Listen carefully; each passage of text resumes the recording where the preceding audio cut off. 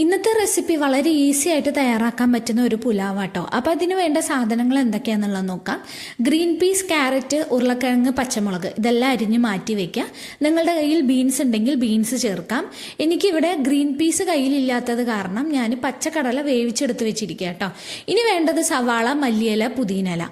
അപ്പോൾ ആദ്യം ഒരു ചട്ടിയിലേക്ക് കുറച്ച് നെയ്യ്, കുറച്ച് എണ്ണയും ചേർക്കാം.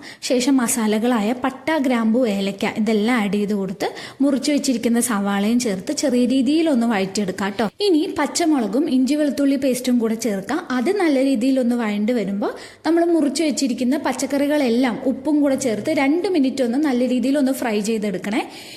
അടുത്തതായി ചേർക്കാൻ വേണ്ടി പോകുന്നത് പുതിനയിലയും മല്ലിയിലയാണ് കേട്ടോ. ഇവിടെ അരി ഞാൻ കഴുകി കുതിർത്തെടുത്ത് വെച്ചിരിക്കുകയാണ്. ബസ്മതി അരിയാണ് ഞാൻ യൂസ് ചെയ്തിരിക്കുന്നത്. നിങ്ങളുടെ കയ്യിൽ ഈ അരി ഇല്ല എന്നുണ്ടെങ്കിൽ പച്ചരിയിൽ നമുക്കിത് ചെയ്യാവുന്നതാണ് കേട്ടോ. അരിയും പച്ചക്കറികളും ഒന്ന് മിക്സായി വരട്ടെ. ഏകദേശം 1 മിനിറ്റ് എങ്കിലും ഇതേപോലെ ഒന്ന് മിക്സ് ചെയ്തെടുക്കണം കേട്ടോ. ഇനി അടുത്തതായി നമ്മൾ ചേർക്കാൻ പോകുന്നത് ഒരു പകുതി നാരങ്ങയുടെ നീരും അതേപോലെ 1 സ്പൂൺ നെയ്യും.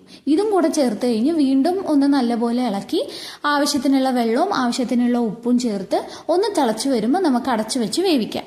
അരി നല്ല അടിപൊളിയായിട്ട് എനിക്ക് വെന്ത് കിട്ടിയിട്ടുണ്ട് കേട്ടോ. ഞാൻ ഇതിൻ്റെ ഒപ്പം കഴിക്കാൻ എടുത്തിരിക്കുന്നത് തേങ്ങാക്കൊത്തൊക്കെ ചേർത്തുണ്ടാക്കിയ സോയാബീനാണ്.